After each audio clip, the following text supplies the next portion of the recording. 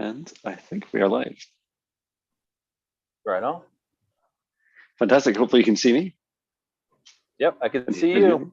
Yeah, he's still here. Fantastic. And I'm just going to check in. Hello to everyone on YouTube. I am going to connect into live chats and just make sure we're saying hello to people as they join. And welcome along to another, it's our second World Darkness Clearing and Healing session. And today we have Stephen Rock. And it's such an honor to connect with you, Stephen, because although our friends couldn't make this session, we've been on a journey together through some very interesting discoveries in our journey so far. And I feel like it would be fantastic to kind of catch ourselves up a bit, both with each other and also what's been happening in the etheric realms over the last, is it month since we last chatted? I think it is about that time. It's been a month. Mm-hmm. Cool. And I don't know about you, I've certainly had some very interesting experiences. How's things been in your universe? It's been pretty good. There's a lot more activation. Initially, that was a lot. That first time, I was like, "Whoa!" Like we hit a lot of energy. Yeah, Definitely. It was a tide. It was a rip tide. It was intense. That's so cool. Yeah, like my in fact, my song today, meditation, was about. It's called Galactic Shore, and it's about just almost like walking the shore of. I know there's so many analogies like thrown in together, right? Or what is it? Metaphors.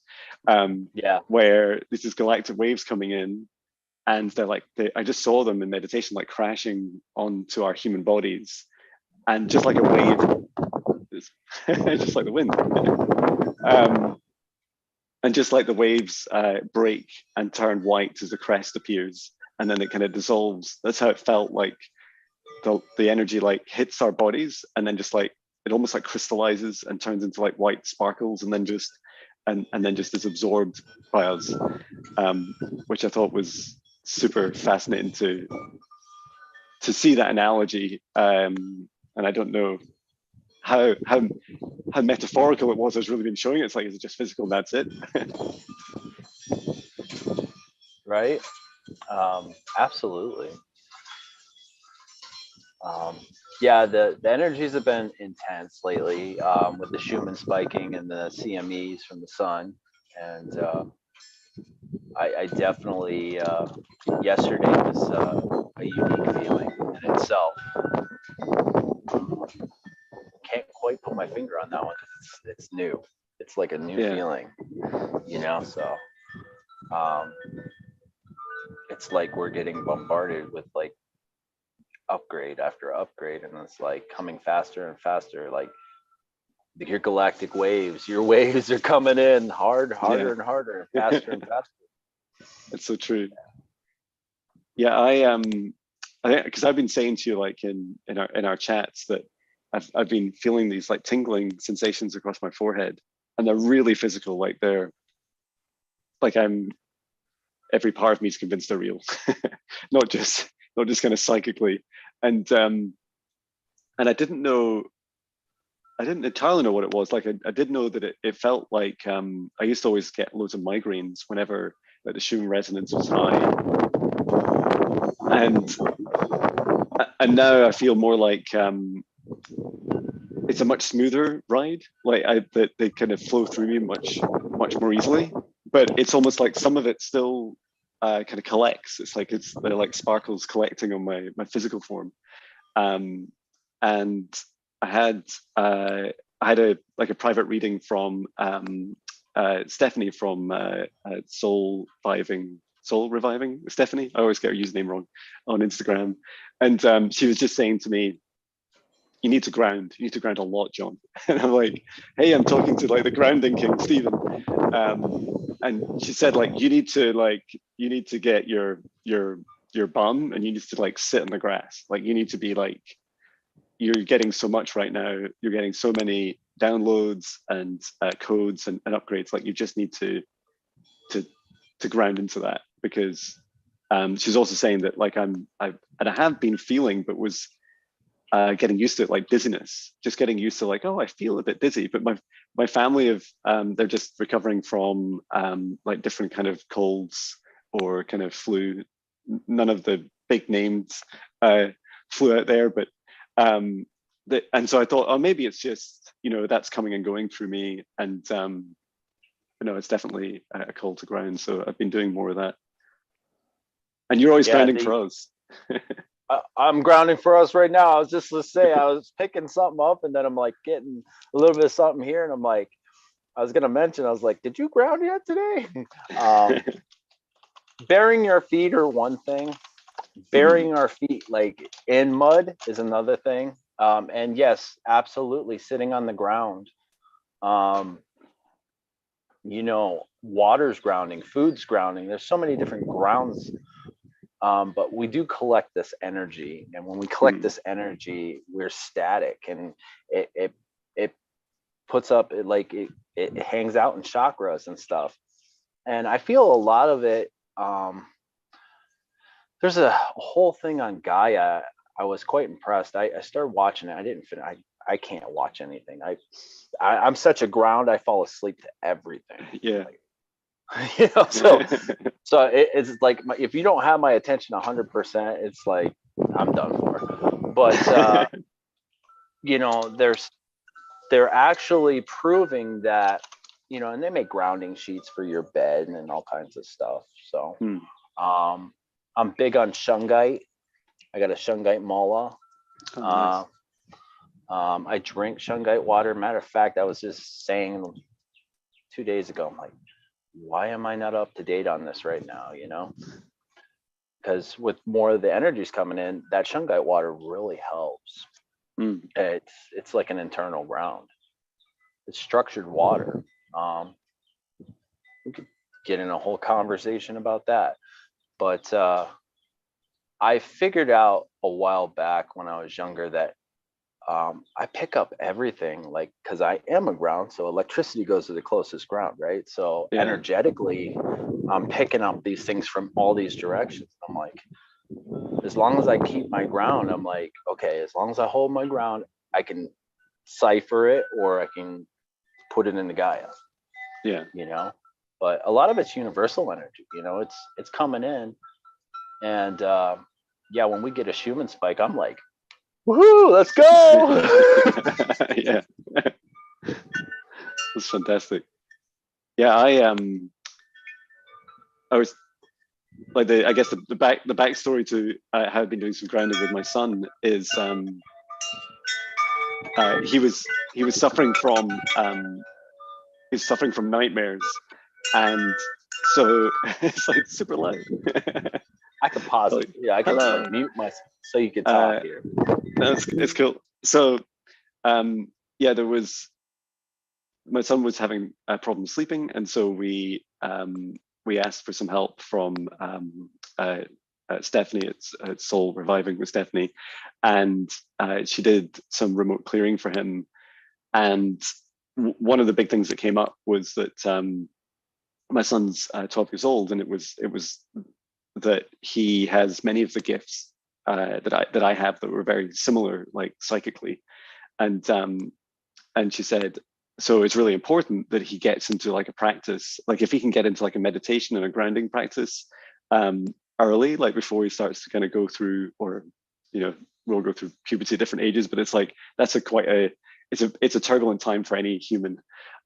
Just the same, like, why don't you like get him to start meditating? So literally from that day, and this must be 2 months ago now, we've meditated every evening, and so he's like, it's very similar to what you see when I'm setting up protection in a darkness clearing and healing session, and it's very similar to what I do every morning.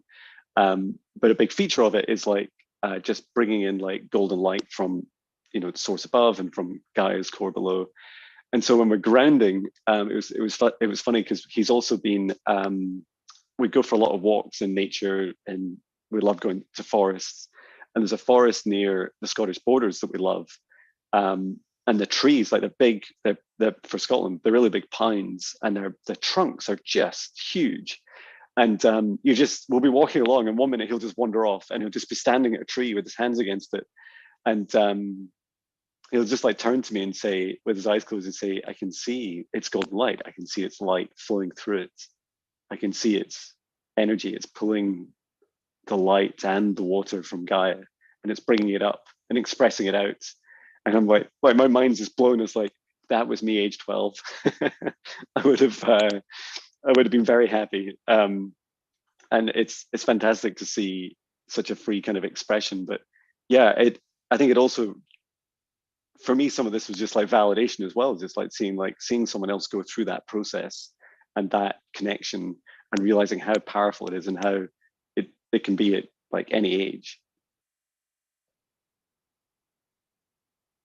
Yeah, absolutely. Our kids, and my youngest is 11, Jaden, and he has the same gifts as I do, if not stronger. And but I'm a ground, you know what I mean? Like, he's not a ground, he's an air sign. So, and I'm a double ground, so sun and moon. So I get really bombarded. I've had to learn to navigate that. I've been lucky, blessed with a mother that was a little bit more open. But yeah, our kids are really fortunate to have such a guidance, because we're navigating this in our older years when we've had it our whole life, but we like put it on the back burner because, oh, that's strange, or oh, that's taboo, or we don't talk about that, or you have to go to church, or whatever, when we're conduits, we're channels, we're conductors for electricity, like cosmic electricity. I mean, the trees in themselves do the same thing, except they're rooted. We're not. Yeah, that's right. Yeah. And then you put shoes on us and you indoctrinate us, so we have a hard time assimilating what's real, what's not real, we're so confused 90% of our lives. We fit the programs for so long until we realize we never fit those programs. That's right. Yeah. So, yeah, I love that. And I just want to say hi to some of the people in the chat. We've got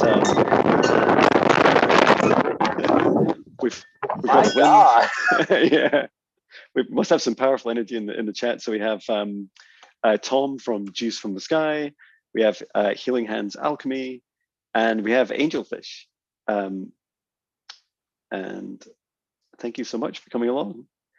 Just saying hello. So yeah, I think the other really interesting aspect, like when I see my kids, like they're going through high school now, and they see, I think in many respects, they see much more of a parallel world. Like they see there's this thing that everyone else does, which is they're learning in school the kind of program stuff. And for Scotland, they're in like a really big high school. And so there's much less attention on the individual child. There's much more like, on just getting through big class sizes. And I think their perception of the world and reality, and I guess in their world, like we just had this big world event, I think it's still going on. But around that, they see like there's, just like I would develop my career, like I would, if I chose to be an artist, drawing and painting every day, there's also these other aspects of my life that I will develop, like and it can be,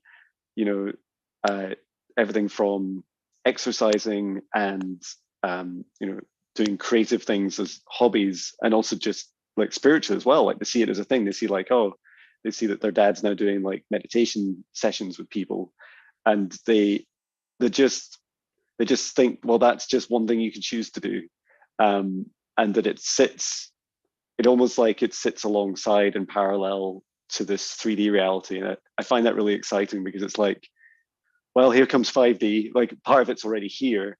And, and we're just like merging into these as these two, as the kind of new world that we're creating, that we really want, is taking over. Absolutely. Yeah, 5D's here. It's here. It's just we have to shed the old, and there's a lot of people holding on, and it's like we can't force people there. We can't. It's like free will. Like the angels can't step in unless it's, you know, called upon. So it's free will. We can't.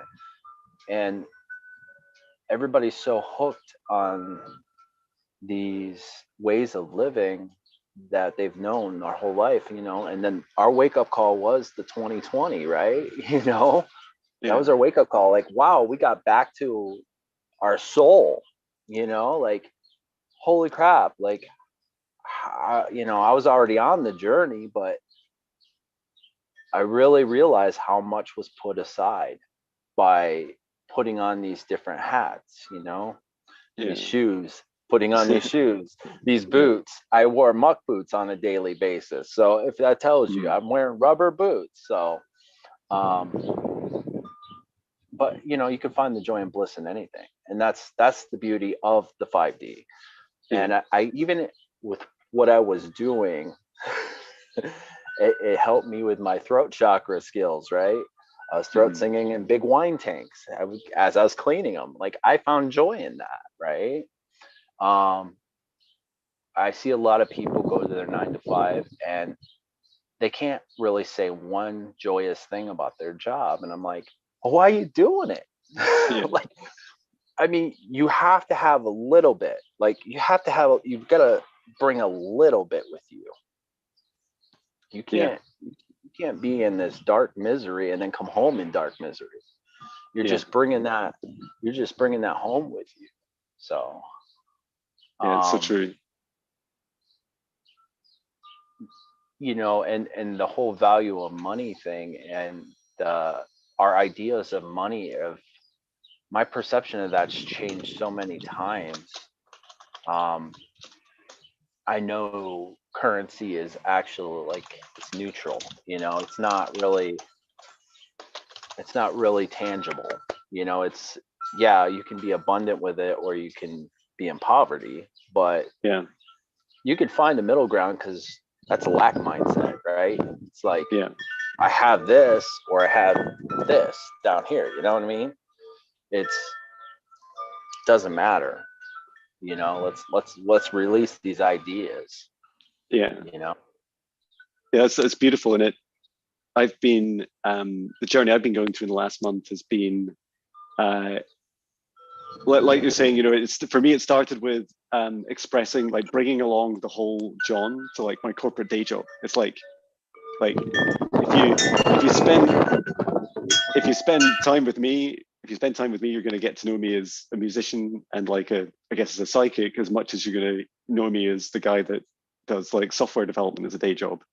And it was quite funny, because I just did my annual review yesterday with my boss, and he was like, and loads of the feedback from other people included things like that. They're like, oh, it's so fantastic to see how many songs Jon's writing, and, you know, keep it up. I love your music. And it's like seeing those aspects come together is, like, really encouraging. And because it helps others, right? It helps for the people that see it in you, that they see the whole you, helps inspire them to kind of open up themselves more.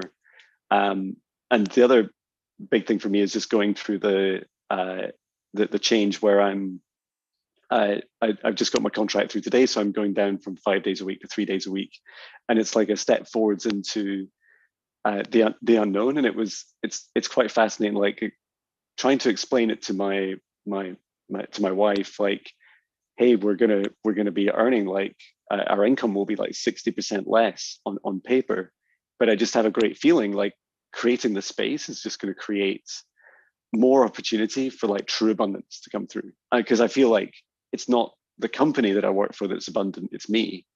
And it's okay for both to be abundant, but I know that the real source of abundance is through me. And she's been incredibly supportive, and she said, you know, don't just fill the 2 days off a week, or it'll be like 4 days off, 3 days on. For those days off, like, don't just fill it with stuff. Like, don't just try and mimic an old pattern of doing another thing, like, you know, spend time with the family, go in nature, explore. We'll do a lot of things together. So I'm really excited about that. And also about, a theme for me has just been about opening doors. And I just wanted to say to anyone, and especially you, Stephen, on the chat, is, or if you're watching the replay, is I love helping people set up their websites recently. So if you need some help, some advice for free, if you want me to just advise on like which kind of systems you can use, and like what if you need help describing some, like a big thing I think has come through for a few people is like, how do I describe what I do?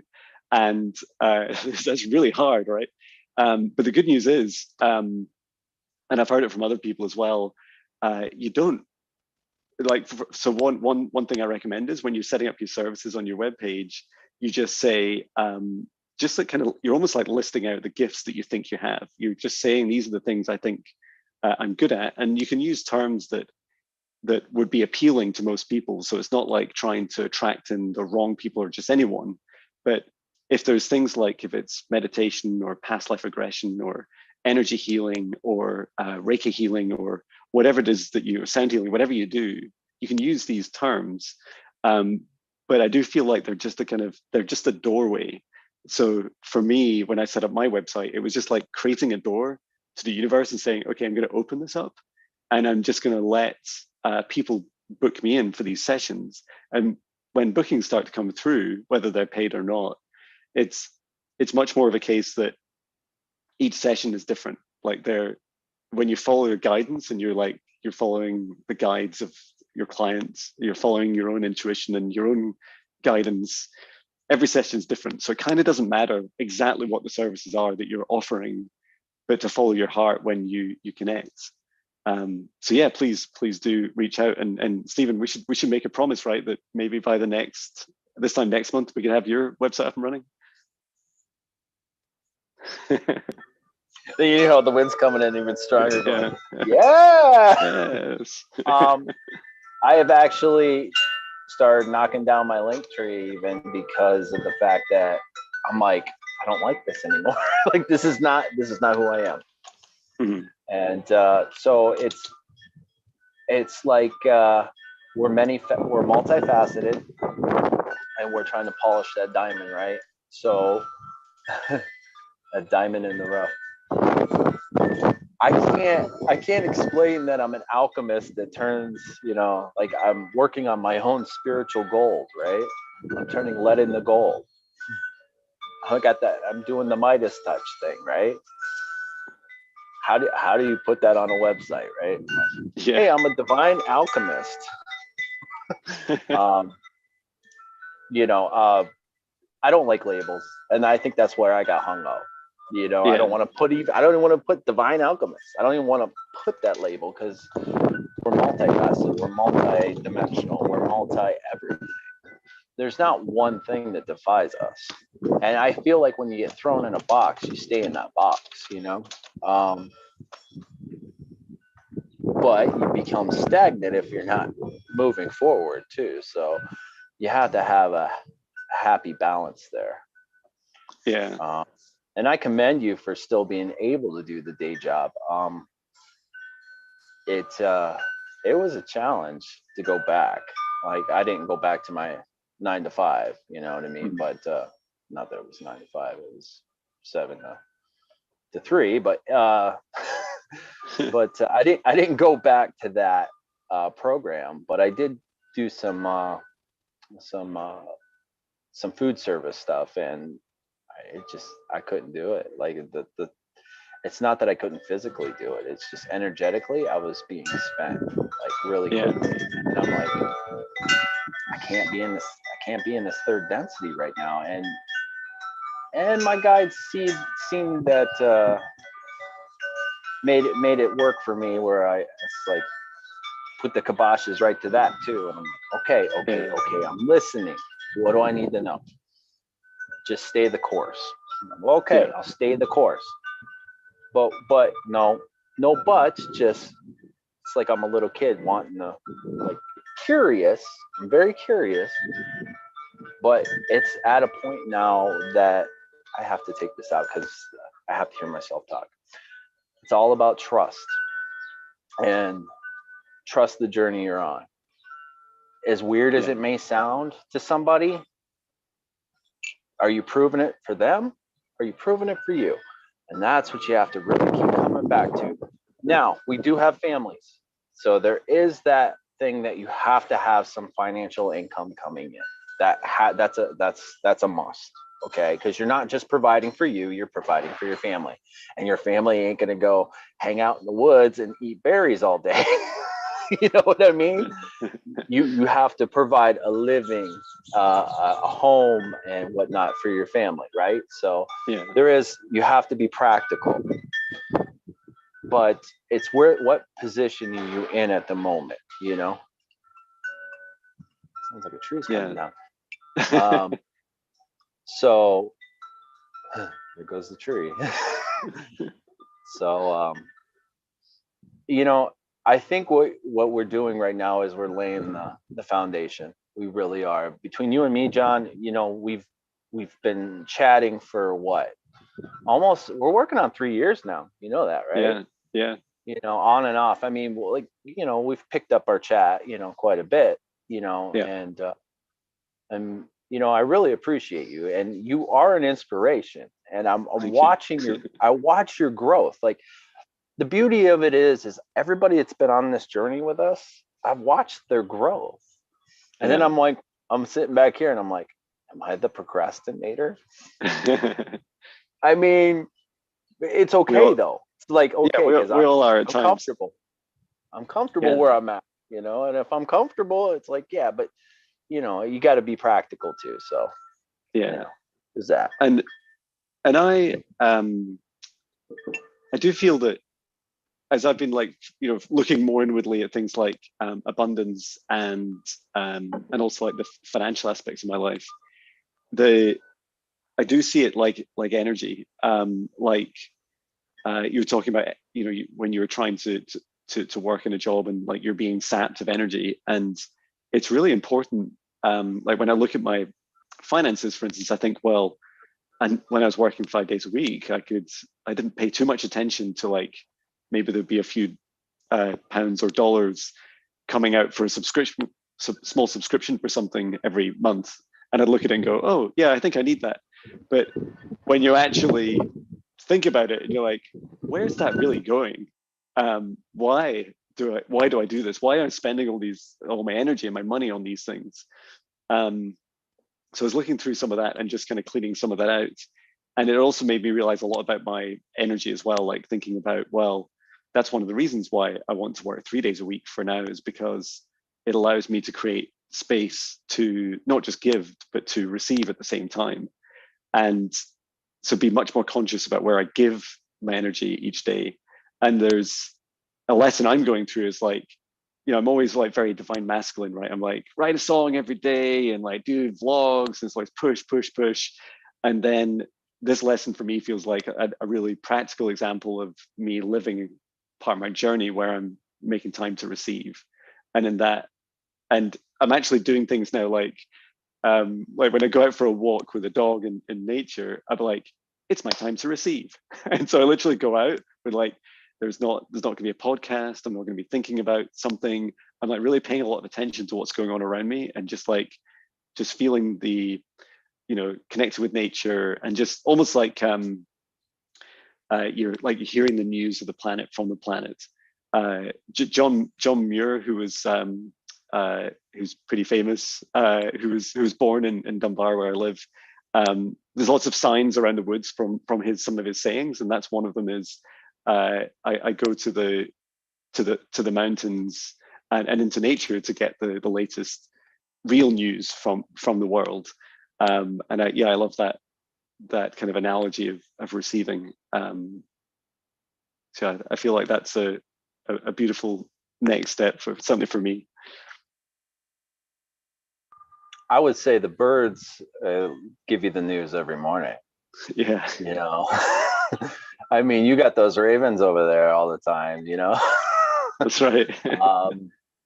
If we take the time to listen, you know, everything, even the wind speaks to us. I mean, um, you know, when you start telling people that you know, like my ex, she would say, she goes, "You're just playing crazy when you're doing this hand thing, and you're just playing crazy. I can't believe you're putting that stuff online." I'm like,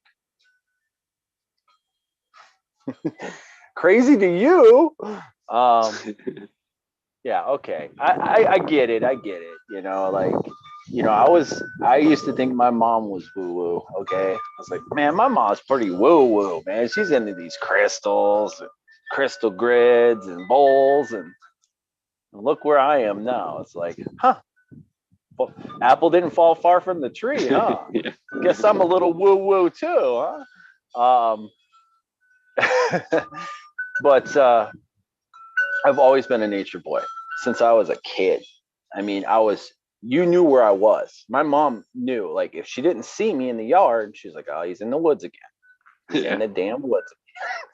Cutting grapevines, trying to swing from them, climbing trees, um, you know, building bike ramps in the woods and all kinds of craziness. Like, we, um, my best friend and I, God rest his soul, I swear we spent till we were, I'd say at least until we were 11 or, yeah, about 11 years old. And then we, you know, hitting those preteens. So we started, you know, doing other things. But there was always time for the woods. Like, we always came back to the woods, right? So when I used to get stressed out at like my 9 to 5 job, I'd be like, you know, I'm gonna take a little time for me because I know where to go and to be Yeah. back here, right? Take a walk in the woods, and it's just like clarity instantly. Like, Yeah. anytime things seem fuzzy, clarity right there. It's like your check-in, you know? It's like, come back to where you belong. Yeah. So Yeah. I love that. And you're talking, and I think Ferry was saying in the chat that birds are messengers. Um, it's what I love about nature is that, and you've helped me a lot with this, Stephen, is um, like when I go out in the morning and it when I go out in the somebody's morning, chopping down my damn nature. um, when I go out and do my outside and do like a daily meditation video, as I'm saying the words, like, and as I'm just being there, it's like I feel like I'm witness to the interaction with like my energy, my words, my presence, and like the news as well. Like, you're being told, like, if you only tap into if you only go into nature for 5 minutes in a day, you're going to get a lot quite quickly. You're going to be like, hey, John, it's like, wake up. There's all these things we talk about right now, now. And suddenly all the birds appear. And it's like literally something out of a Disney movie. You get like the gray squirrels that live nearby, and the crows come out. And then there's these little blackbirds that come out. And everyone like joins in. And and then I don't notice. I still have that programming, right? Some of it's still there where I'm just like, oh, nature's so noisy. And it's literally saying to you, like, it's the universe saying to you through these beautiful plants and animals around you, saying there's like something really important, like, oh, you just said something that really makes a lot of sense, or there's something you need to listen to, you know. I'm actually telling you in like a bird song. Or and sometimes you hear how excited the birds are. Like, sometimes in the morning, because often I run at like 5 a.m.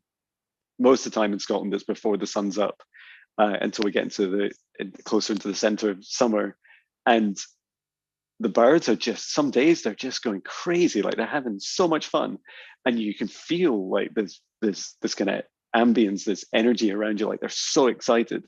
And it's years ago I would have just ignored it completely, and now I feel like this is like a special day. Like, they're excited for good reason, and often it's a very, sometimes it can feel like in a kind of very egocentric way of looking at the universe, but like, your consciousness affects everything around you. And so when you turn up in something that can interact with you like nature, you're getting it all reflected back at you. And I think that is so beautiful.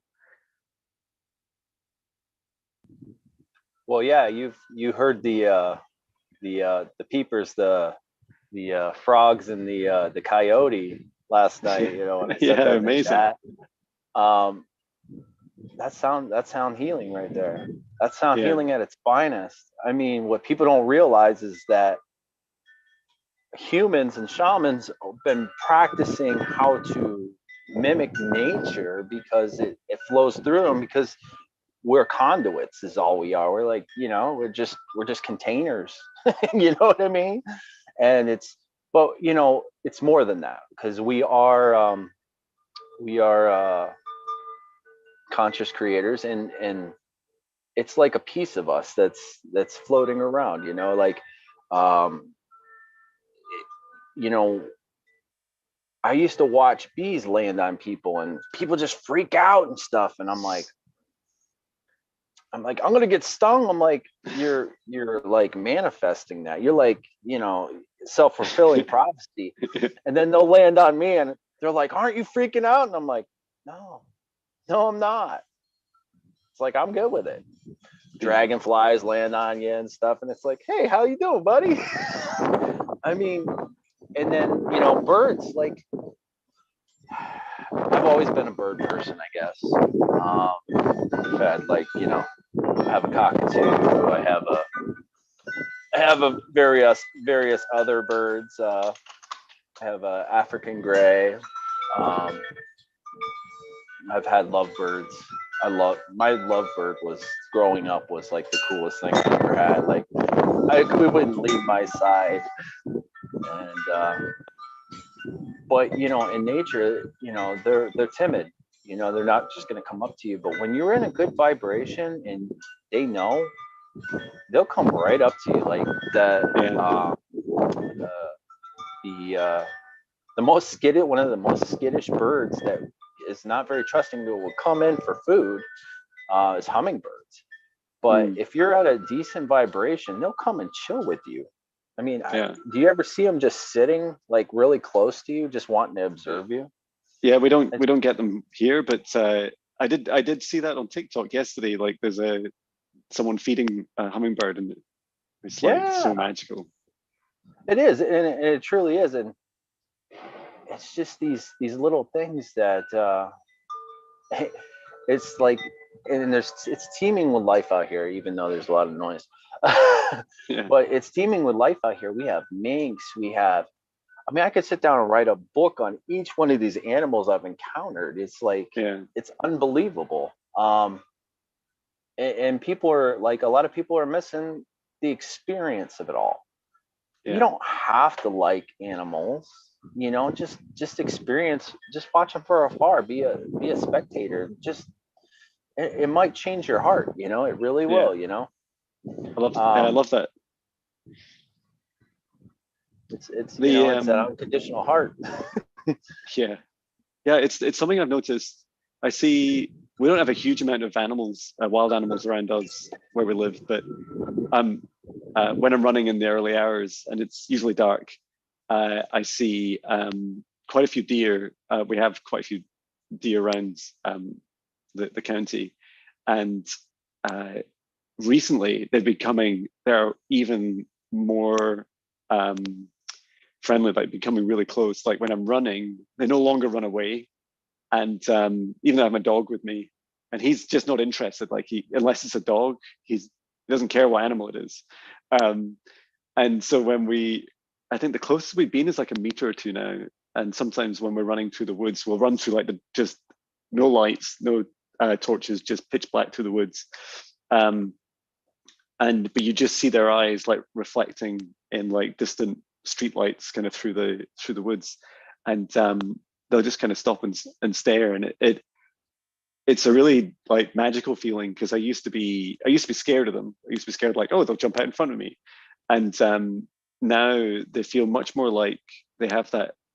I guess the difference with wild animals that is they just have this uh, this freedom, right? They are like they're they're running around, and you feel sorry for them when you know, it's horrible to see when animals are killed on the road, but you realize that, like, in many respects, that's the life I'd rather live. It's like true freedom, and in nature all the time, and just to to run wild, and when curious things like humans turn up who are quite alien to them, just to be curious and not scared of it, and and just cherish those interactions and get closer. One came close today, but eventually ran away. And I think I'm going to start like seeing if I can just stop and see if they'll come closer, even with the dog. Most of them are quite small. They're not like they're not like the adult stags or anything yet. They're rarer to see.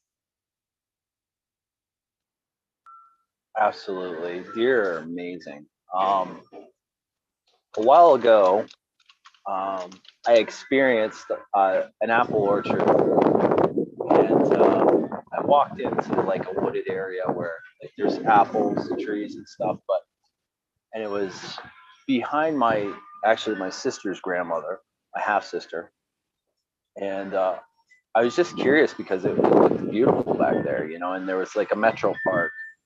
This is Cleveland, well, Menor, Cleveland area in Ohio. So, and I was shocked to see a mother deer and a couple other does, and she had younglings. And I stopped because I, was respecting boundaries. And she started doing this tap with her foot on the ground, and I'm like, is she like warning me that she's gonna trample me, or what is the deal? Well, she did it like I watched it for a little bit, and I watched her yearlings come out of the woods and go by, and every time she would stamp, because what I'd be like, oh my god, like when you look in, it was a threat, so she would stomp, and they would stop. Wow. So I'd back up, she'd stomp, and they'd go walking again. They were super cautious. I mean, they are probably the most skittish and cautious. They spook easily. Their vision's way different than ours, of course, but they're super intelligent. Super intelligent. I always tease because my stepdad's a hunter, and he's like, you're gonna scare the deer away with them damn dogs. I'm like, maybe it's because they caught on to your game. Yeah. I go, you're putting it a lot past that deer. Just because you feed them doesn't mean they're not smart,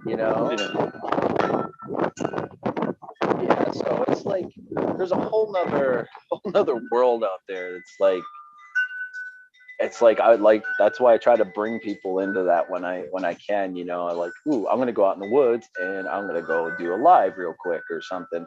I feel bad that the one, it was really cool, the one live I did, I was just schooling people on mushrooms because it was a fruiting season. I had found chicken in the woods, dryad saddle, there was turkey tail. Well, there's always turkey tail around. That's my that's one of my mushroom totems, evidently. I'm a turkey tail. But yeah, I didn't save it.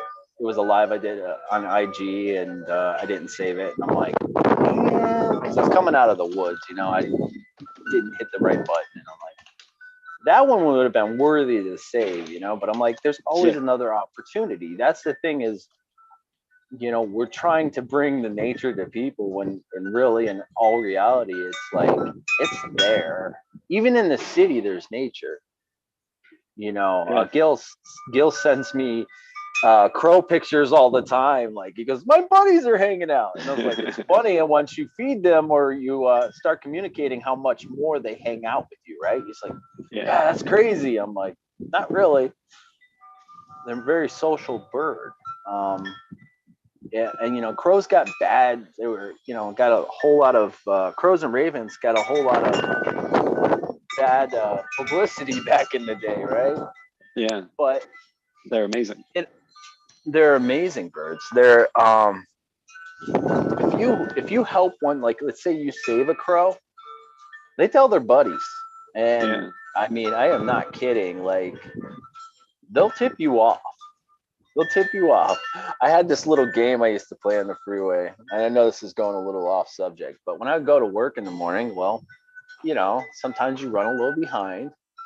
and you're on the freeway and you're like, yeah, I shouldn't speed because I don't need a ticket. And I definitely don't want it to hit me later, to work.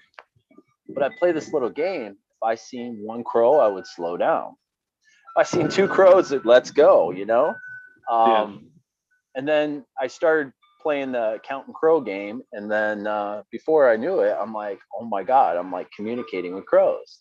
And then I'm like, it didn't stop there. Yeah. You know what I mean? Like there's hawks on the freeway. There's keep a hawk eye out, Mhm. And sure enough, there was an accident. I'm like, oh my God. It's like, Wow. it's ripples. It's just ripples, and it's, Yeah, I love that the significance, like it's like the totem of the animal is as important as its message that it brings. I just want to right. share a couple of things from the chat. So Fairy is saying that she says, my grandmother had a vision of me shape-shifting into a fawn in the meadow on an early morning. And she named me Fawn in the morning after that. Thank you for that lovely memory. That is so beautiful. Thank you for sharing, Fairy. And she goes on to say, I think this might be in response to Tom. So Tom was just saying, a guy at a party, his face went pixelated and it freaked me out big time. And Fairy was saying that she's done it on accidentally on camera before. Her feline self like come out sometimes when she gets excited. And then later, Janine says about crows. She has a lot of crows feeding in her garden. The crow. So I wanted to talk briefly about an encounter I had just last week with a crow. So I was out walking the dog at lunchtime, and it was lunch like during a working day. So I'm usually my head isn't usually like super focused on what's going on around me. I'm more just kind of processing the human thoughts. And but I was walking through the woods, and I just came out of the woods, and there was a crow in a garden, and it was squawking, like just going crazy. It was like, "Rah, rah, rah." And it was on the grass, and it jumped up onto the top of the hedge, which kind of surprised me because the hedge wasn't very thick. It didn't look like a great place to land, and it was just squawking at me. And so I just paused for a second, and I got this very strong message, which was, it's like, John, I won't say who it was. We certainly know them, but it's like, they said, your friend needs help right now. Now, you need to help them. And so I stopped, and I just took 3 deep breaths. And what I saw was my friend was, they were trapped in a cage, in like it looked like almost like a bird cage. So it was like imagine just a human standing up straight, and then this kind of curved cage at the top just around them. And that they had been doing some sessions for clients, and they had been lured into this, that they were trying to save someone and had been trapped in this space. And so, but it wasn't all of them, it was just part of them. And so like I immediately just went in. I was just standing in the street at the time, right, with my dog, and just pausing for a second. And the crow stopped as I did this.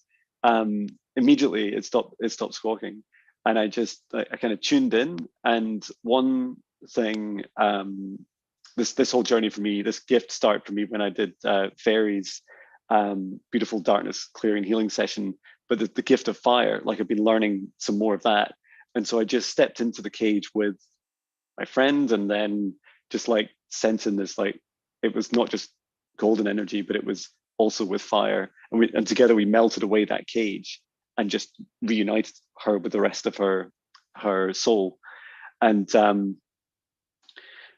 so I after this, I then like sent my friend a message and just said, hey, like this happened. I don't know if it like resonates with you at all.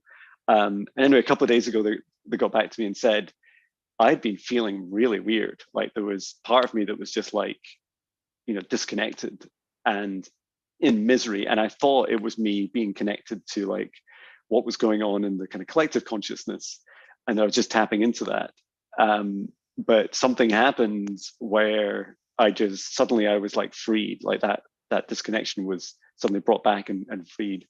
And it made like the timing was almost dead on. You never know with time zones, or in fact, in this kind of quantum reality of what time really is. But yeah, that was really fascinating. And I think that lesson was so beautiful in many respects, because the crow was like there, like, it's like, John, wake up. Like, you're like, almost like someone's shouting at you to wake you up from a dream. It's like, you must act now.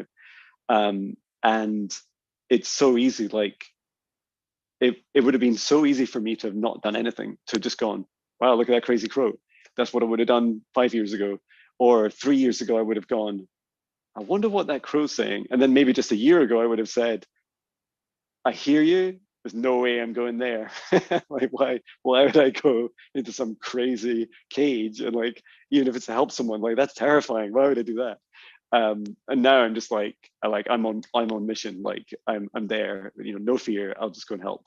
So yeah, I love that experience for every dimension of its lesson. That's actually an awesome story. Heck yeah. Yeah, and they will tip you off like that, and it's amazing. I think I even got flying behind me. I can't even see it. Anyway, at different points of the day, like, it's amazing how they'll reach out, and it's like, okay, so you do that now. Like, you tune in and see what's going on. Like, what do I need to know? It's like, Lassie's in the well. Yeah. Or Lassie Timmy's in the well. It's like, Yeah, what? Someone's voice in the water hole. Slow down. Because that's the thing, is it's a vibration. It's not so much, we don't speak crow. It's not like, well, we just we don't actually speak their language. No, we speak their vibration. Yeah. And once you tune in, you're into it. You're like, okay, this makes sense to me, actually. You remember that, John? I still swear to this day, the vibration of that owl that one night I was telling you about, Yeah. it sounded like you were talking to me from the woods. Wow. And that's your totem. I mean, that's like your birth totem, right? So, yeah. And I was, that's my dad's birth totem too, So I was like, a lot of times when I hear owls, I think of Dad, So it's like, it was really strange to be sitting here, and it felt like I was having a conversation with you, and I'm like, interesting. And then you were like, man, I seen an owl yesterday. It's like, it was really weird. I'm like, wow. It's like, you can't make it up. You just can't make it up. And you can explain this to people, but they just look at you like, bird brain, but it's for we're all omnipresence, like we're all this oneness, and it's like, the woo woo and and that guy's crazy and all that, open your heart just a little bit and just take it in for a second, just feel it out, hear somebody out for a second before you start judging, right? And that, with an unconditional loving heart and non-judgmental, it's just like, wow, it's like, it doesn't stop at human beings. It pulsates through the universe, It's like, why is that bush and why is that tree going like this? Like, there's no wind, what is it doing? It's trying to get my attention. It's like, what? No. When plants start talking to you, it's like, it's over. You're definitely going to the cuckoo's nest, right? The one thing, like, we were talking earlier about we started talking about, like, the energy waves, and Tom was just talking about, waves are picking up again and to breathe through them. The one thing for me that's come through in the last few darkness clearing and healing sessions has been about that the planet's vibration and the collective vibration is high enough, like, it's increasing all the time, but that it's giving a lot more access to these interactions. So both to our gifts, and then also to be able to interact with nature. And it's almost like it's normalizing and allowing the connections of so many things. And in fact, the last 2 or 3 darkness clearing sessions I've done, towards the end, the client's guide has said, this could not have happened 3 days ago. Like your session happened today because it's reached, you have reached this, and your planet has reached this vibration.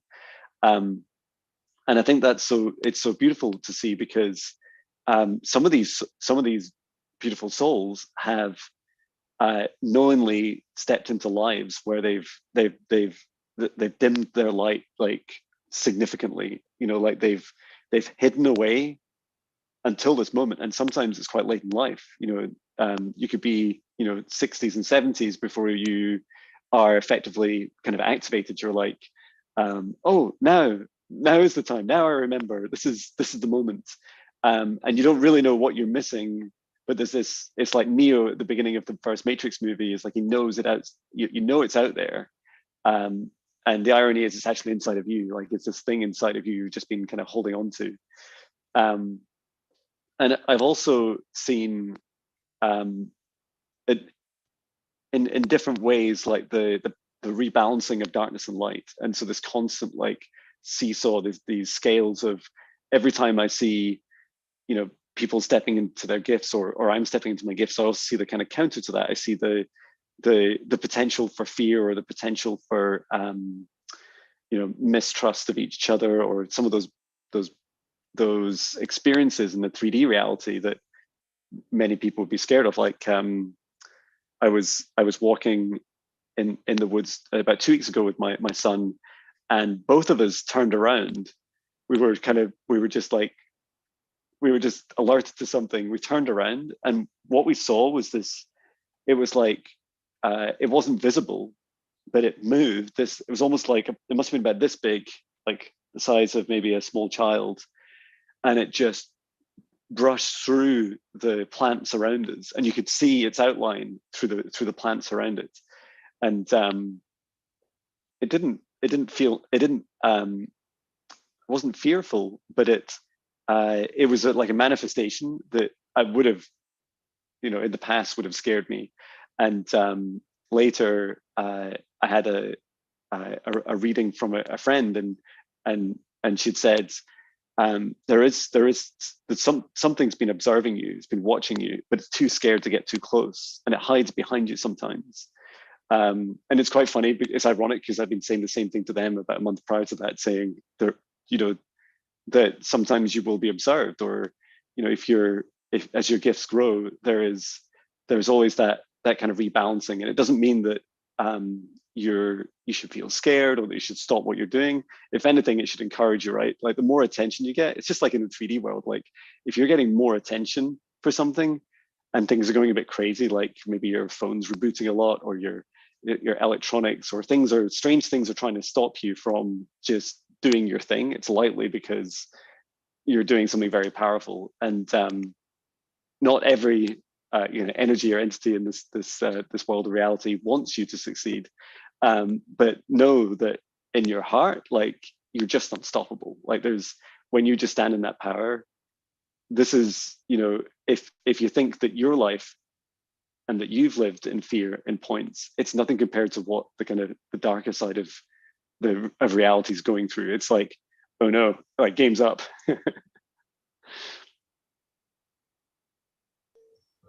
Yeah, there's always that polarity, or that counterbalance, right? We're living in this duality, and you have that. And yeah, I'd be curious to know what that is. Like, it's other dimensionally something. It doesn't give you an ominous feeling, so it's not that it's negative. It could be a neutral thing. Yeah. Sometimes I could pick that up when somebody's talking to me about it.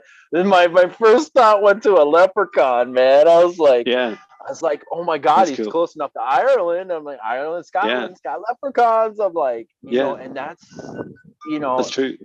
There's room for basis in that. There's got to be a reason why these stories, these folklore was started, right? So. Yeah. And it's all about frequency. So angels and everything coexist on different frequencies, like layers. Like there's layers of, you know what I mean? Like, so where like, yeah, we know there's third dimension because we're living in it, but we're also fifth dimensional beings living in that 3D reality. So we know that there's this shift constantly, and that there's sixth dimensional beings here too. You know, it's like, so it's like, why couldn't there be, you know, like, you know, we talked about Yeti before, and Yowie, and Sasquatch and whatnot, and it's like, yeah, why not? Why not? Like, you know, there's probably a lot of things we don't want to put attention to and give things names to, you know, like, and okay, now this is going to be a little far out, John, but bear with me a second. So, you know, a lot of people get ominous feelings from the Yeti or whatever, but okay, or they say that there's like these little sinister trolls or something like that. But you ever think that it's their fear projection onto them, onto the vibration of this entity that we don't quite see? So we kind of try, our minds rationalize and make reality out of it that doesn't really exist. So fear can manifest, because we are powerful manifestors and creators. So why not, you know, like, okay, you know, we've seen all these movies, right? We've seen Leprechaun, and like, man, that's a little ominous guy, you know? But they were joyful little folk singers, you know what I mean? Yeah. I'm like, why are you making him out to be a bad guy? You know, go ahead. And in Scotland, we call I think like leprechauns are like or a very similar kind of folklore creature is the I think they're called the Urisk. And I've been in places in the Highlands where they have like, because they love, like, our Scottish kind of tourism love putting little signs that say, you know, tell you all about the folklore there. And there was this like big rock formation with the big boulders kind of stacked on top of each other, but not, they're really low height, and they're saying, oh, that's where Urisks live. And that they're, and it just says, just a few words, it says, and they're interdimensional. And you're looking at it like, am I seeing this sign? It's like, they're like, it sounds great. And interdimensional, there you go. Got the answer to that question. It's a real long story, and I'm sure I've told you a few times, but when I was in ECETI in Portland in 2019, I not only met like Bigfoot, but like we touched hands, and it was just it was an incredibly magical experience. Like, at that time, like I was just very just getting started with some of the gifts that I take for granted today. And I was with two other beautiful souls, and we were holding hands at the time, and it made me realize, there's three of us, and it made me realize that we were amplifying each other's gifts, because when I was holding their hands, like everything was like super different. And like my third eye, I could, because one of them had really strong third eye, and it was like I could see through their third eye. And I said, look over there at the tree, there's a small being. And so we all walked over, and it was kind of hiding a bit. It was quite short, and it was a young Bigfoot. And they were the 2 hours with, they were too scared to get close to it. And so I said, I'm just going to walk up to it. So I like said hello, and I walked up, and I couldn't like physically see it, but I could just about see it through my third eye. And it just reached out its hand like this, and it did this with its hand. It was putting its hand through mine, and it was laughing, and it was saying to me, John, we're different dimensions. We're different dimensions. Do you understand? Do you understand? And I'm like freaking out, like, this is the best thing ever. And so then when I walked away, we walked in the area. It's just in a big open field for a while. And I saw like 10 of them, and they were just like, they were in light body form, and they were just wandering around the outside on the other side of a fence, and they were just showing that they're there. And physically, my most of my right hand went numb after that experience, after touching the Bigfoot for about 4 hours. And I was just like, I was totally astounded. And it was almost like, that's, you know, this is like I was so new to all this. It's like, this is your confirmation. Like, and if it takes hours for you to feel this, then it's hours it'll take for you to feel that confirmation. Absolutely. You know, what you experienced is a playful little thing, you know, a playful child-like creature. And what better way to get through a child Yeti or a child Sasquatch, right? Or a child Yeah. Bigfoot. And you're not only getting integration, you're getting activation Yeah. and confirmation at the same time. You're getting schooled, and it probably accelerated your path. It helped you really adhere to like, there's more to this than, Yeah. you know, because we're skeptical at first, you know, when I was experiencing a lot of, you know, multi-dimensional beings in my bedroom while I'm sleeping. And I'm like not understanding why I feel paralyzed. I had sleep paralysis. You know, when you experience those things, you can't, when you tell people about them, they're like, yeah, you watch too many movies. I'm like, yeah, but I'm not watching movies about this. And I can like pinpoint these things, right? But it's not tangible because it's happening within an astral realm there. It's happening on a different dimensional plane. So there's nothing tangible until I had the 3 marks on my chest, right? My ex couldn't explain that. So I was like, I went to bed, I woke up with 3 marks. I go, that doesn't seem odd to you? Like, they were like scars. Like, I didn't have scars before. And she's like, you're just talking crazy. And I realized when you start talking to people about that, people get in a fear state. When we were children, my best friend, God rest his soul, Jeff, and then there was Donald. We used to go, my grandmother owned a Baskin Robbins, and at night we would go with her to close the place because we were 13-year-old boys, and you know, we're like, okay, we'll look after grandma, you know, and we'd get free ice cream and milkshakes, right? And I was lactose intolerant, so we won't even go there about that. But anyway, so right before we were waiting for my grandmother, we were outside, we were across the street, and we seen something in the sky, right? And we were like trying to make heads or tails of it. There is missing time and lapses in that night. Wow. So in that same night, I did have a milkshake, and I violently on the way home threw up in the truck on everybody. Oh no. So, you know, I want to talk about vulnerability right here. Yeah. I felt so bad, but you know, my best friend was teasing me. He's like, ooh, greasy cheeseburgers. I'm like, shut up. I'm not feeling well. I'm telling you, stop. And I was in the middle. I was in the middle of a pickup truck, right? So I was like, of course, he got puked on first. Yeah.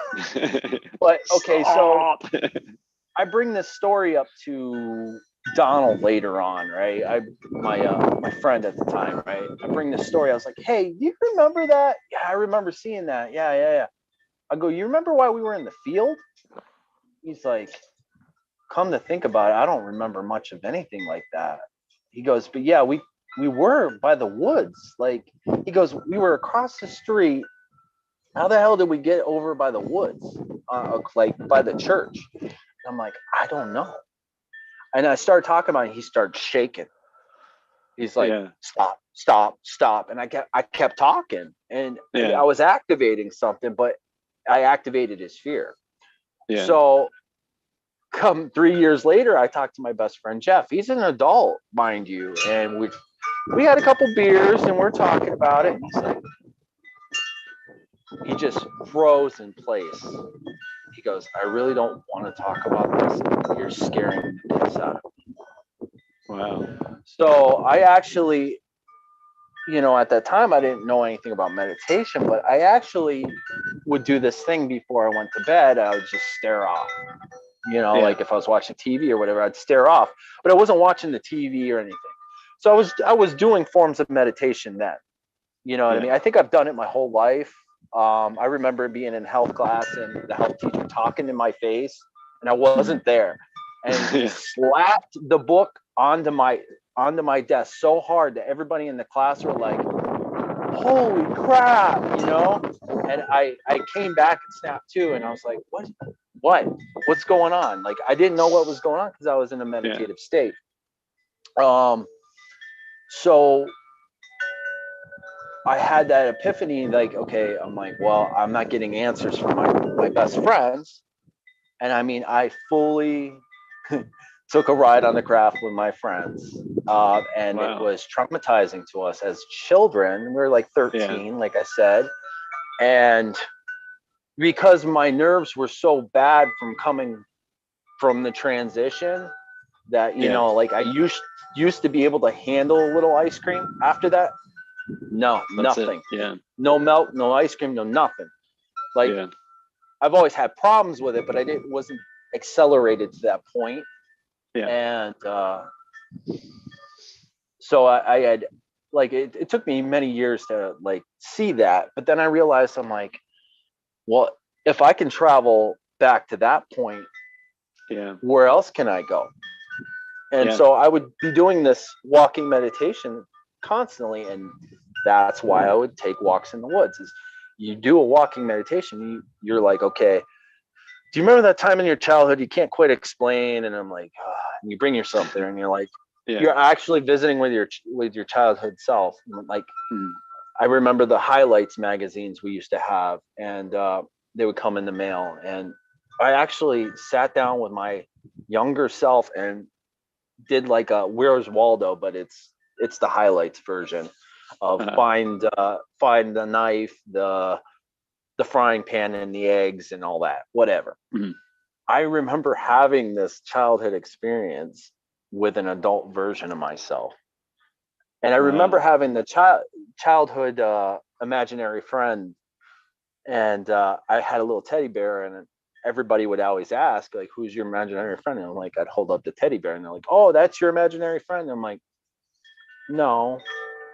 And I named him Bob, or I told my grandmother, because my grandmother had to have a name. I was like, his name is Bob. Bob's an acronym for Beings of Bear. That's so cool. I love that. Yeah, it's really, really, really cool. The fear, funny. that experience is just incredible. The fear aspect is really interesting, right? It's like, I often feel that fear is the very thing. It's the layer that often your physical body, but it's not only just your physical body, but will put in front of what is often the most beautiful experience of your life. It is like literally your dream just on the other side of it. I wanted to say this for anyone that's watching just now and replay, is I did a session on Monday night for a client, and only towards the end, after going on a very magical journey with them and experiencing many beautiful things, galactic and angels and everything, at the very end, I just said, feels like your third eye has always been open. It's been very clearly open, and you've seen so much through your life, and start talking through some of the recent examples that I see. Like, I see, when I'm walking down the street, or if I'm running in the morning, I'll see like the outline of a being, like maybe a dark shadow figure. Like, they're often next to objects. They'll be like next to like a small kind of pillar box, or a trash bin, or something, and you can catch it in the corner of your eye, and then when you look, sometimes you can see it, or you can sense it. Sometimes it'll, I think often the darker entities will tend to run, because they really don't like being seen. They're like, that's their superpower. Like, they want you to think that they're definitely not real, right? Because if you think they're real and you stop and say hello, like, they hate that. And so that's definitely a good technique. If you get the sense of something that doesn't have your best interest at heart, like, you feel it first, and just stop and just say, I see you, right? Like, I see you there, and you can interact if you wish, or you don't need to interact. You can just say, leave immediately, like, just leave immediately. Yeah. And as I was talking through the examples, my client just said, she was crying, and she said, I am so happy that it's not just me that experiences this. She said, this is, I've seen so much and more through my life. It's like, yeah, like it's, I'm, you know, I'm not a doctor. I can't help you understand whether you're sane or not, but I can tell you you're not alone. Yeah, absolutely. The wind was saying hello. It's picking up. If that ain't confirmation, they're like, woo, that's right. we're touching ground right today. Yeah. I mean, yeah, absolutely. These shadow figures will be on people too. And they, because we've got the veils pulled down over our eyes so much that you can't see them. Part of my awakening experience, I was seeing these shadow things everywhere and on people and coming out of people and going into people. And it's like, I'm like, oh my God, how do I explain this to somebody? You can't. You cannot explain these things. Yeah. I ended up on a fucking hospital stay because of it. You know, it's like I go, you're not being you. I'm like, and then so I, you know, there was a time that it's I should actually express that experience sometime on a live. But my awakening experience was quite. It's a little bit similar to Jess's, you know. I did have an extended hospital stay because people were scared. I was a lot of things we're experiencing. I was talking in riddles. I was manic because I wasn't sleeping, because once you see beyond the veil that much, you don't sleep because you don't know what's coming at you. And with not knowing what I'm having an experience like awakening or anything, like I didn't know that. I didn't know what the hell's going on. I woke up one day and I have all these like cryptic answers to everything. And then I'm like, I'm predicting songs on the radio, and I'm having a conversation with my sister in the kitchen, and it was emotional, and a spoon flies up in the air, and she's like, did you just see that? And I'm like, yeah, I think I did it. And she's like, what do you mean? And I did another one, and I'm like, she goes, stop, you're scaring the hell out of me. And I'm like, I'm scaring the hell out of me. Because I'm like, I'm not knowing what's going on at this point, you know. But I was quite manic at the time, so I really, you know, my grip on reality was here, you know, and I was okay with that until my ex didn't sleep for a week, and she's like, you won't sleep. And I'm like, I can't sleep ever again. I just can't. Like, I can't. And it came with the sleep paralysis first, and the visits and all that stuff is what kind of set that in motion. But it was a catalyst to an awakening. They awoke me to give me a glimpse. And then not that I went back to sleep, because once you're awake that much, you don't go back to sleep. But the veil got pulled back down enough so I didn't have to experience it. You know what I mean? Yeah. A big thing is I've been really sensitive most of my life is hearing, and I remember as like 7 or 8, it was so bad that, you know, because it's not just the vibrations you're picking up the, you know, like when you get the ringing in your ears. I've always had that, but I was hearing more than that, and it was so overwhelming at 7 because, well, you don't know what's going on at 7 because now everything's kind of erased, right? I remember going underwater in a bathtub and saying, make it go away, make it go away, make it go away. I made it go away enough so it wasn't, you know, so strong where my head would hurt and everything. It was frequencies and energies that I needed to transmute and do with, but you don't have a roadmap at 7. You don't have, you have no clue what the hell's going on here. So, you know, and, you know, like people go, well, when you had your awakening and, you know, you had your Kundalini awakening and you've had, Well, we have multitudes of awakenings, and actually the gifts are with us.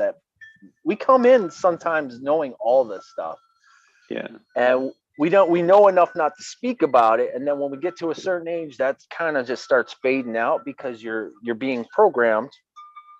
You're being programmed, and the woo-woo world is your fantasy world and your imagination. Well, the imagination never went away. Yeah. Okay, you just put it on the back burner. That's all you did.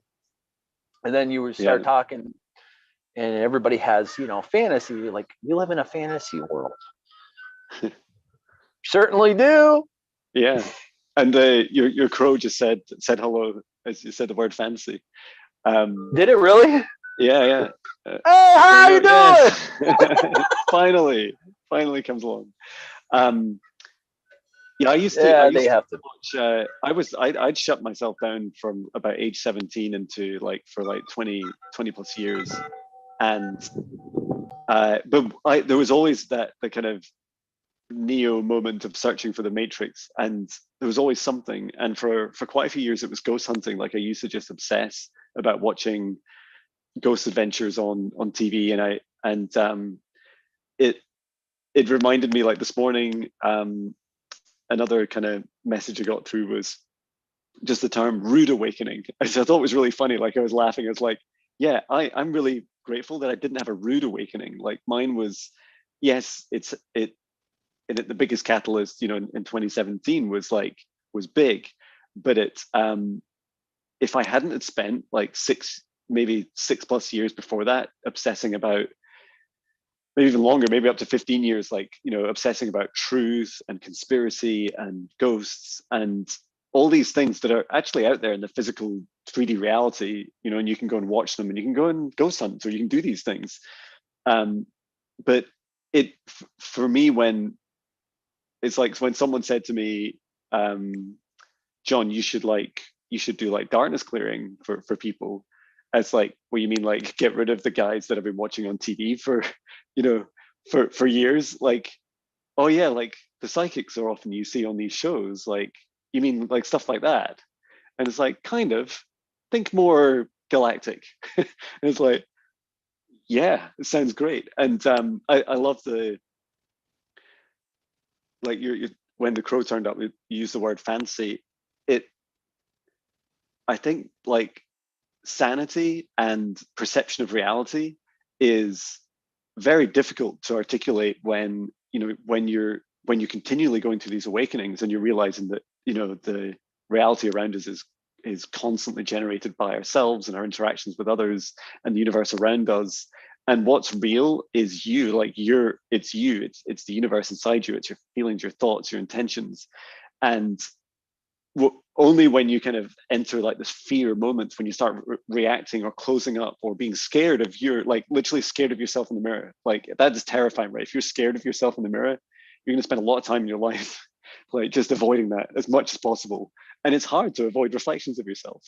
um, and that's definitely been a journey for me, which is just coming to terms with, in part to be able to communicate with others about it. And sometimes I'll just meet them halfway, right? Say, oh, look at the clouds. Like, look at the clouds in me. Isn't that beautiful? What do you think that cloud looks like? And in your mind, you literally see a massive like alien spaceship cloaked in a cloud, and you want to just you want to draw someone's consciousness to it and just say like, what do you think? And or you might see a dragon or a fairy or like an angel, and sometimes I talk to people about their dreams. Did you dream much? Did you dream last night? Or I had this incredible dream, and you can kind of connect with just the very slightly woo-woo things that happen in the 3D reality. But at the center of it all for me is always just going back to your heart. Like, and as we started the session, we need to finish shortly, but like grounding is so important. Like if you really want to know what's real and what isn't, just stick with your intuition, stick with your those feelings in your heart, and just listen to what truly resonates.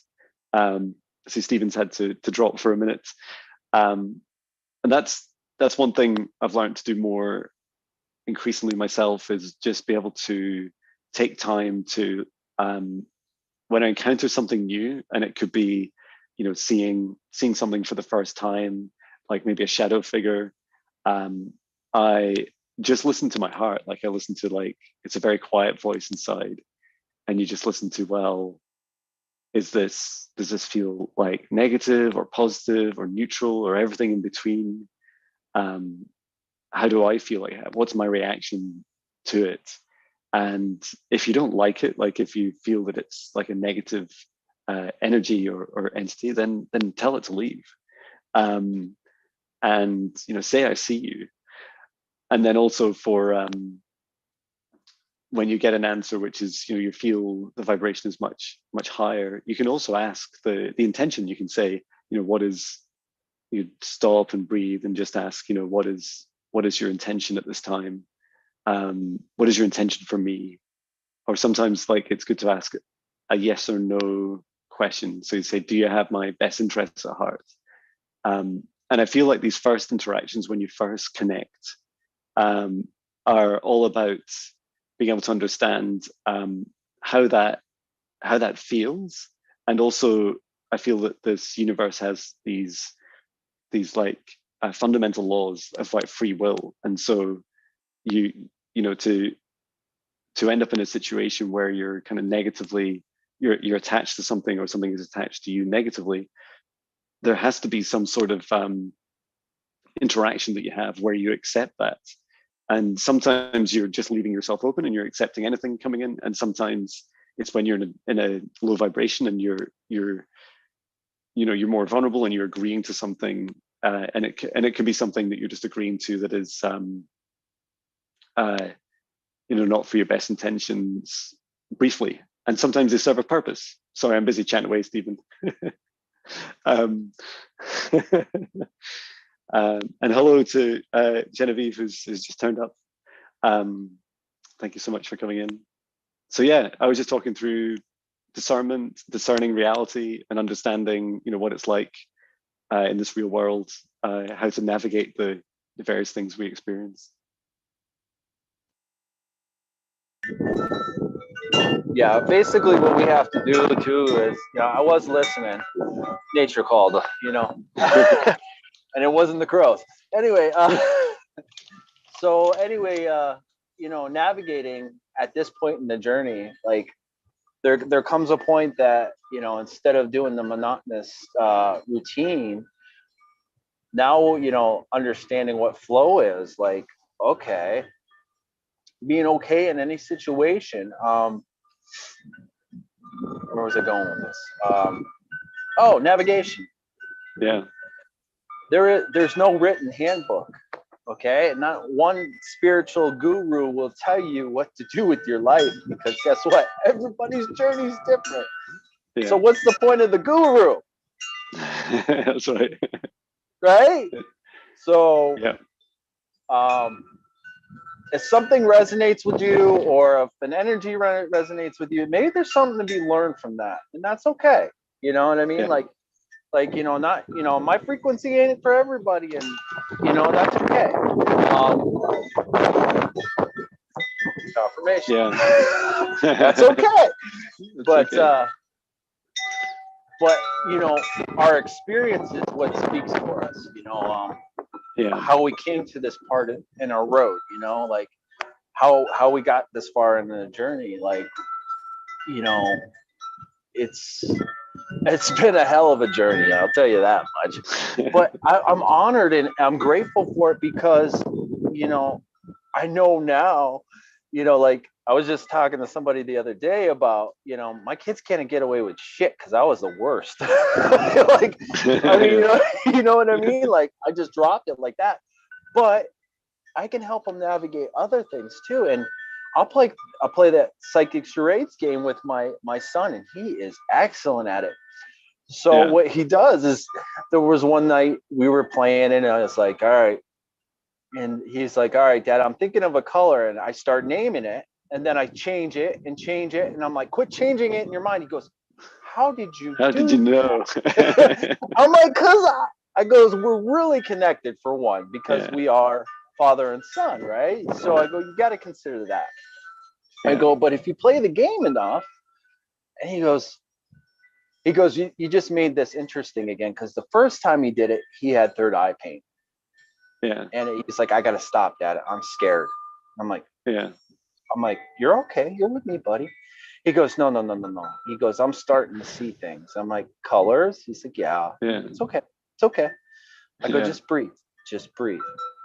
And I felt kind of bad because I may have pushed him a little bit, you know. Yeah. But they need navigation too. The kids need Yeah, they do. navigation, because Yeah. a lot of the kids come in and they're still woke. You know, they're Yeah. not, you know, they're pretty woke. And Yeah. you know, my oldest will That's tell so me true. how it is. He'll tell me how it is. It's like, Dad, that's not how I see it. And I'm like, well, we don't all, not everybody sees things the same, and that's Yeah. okay. Yeah, definitely. And I go, you know, you can't help somebody navigate to the same way you do unless you're resonating at similar frequencies.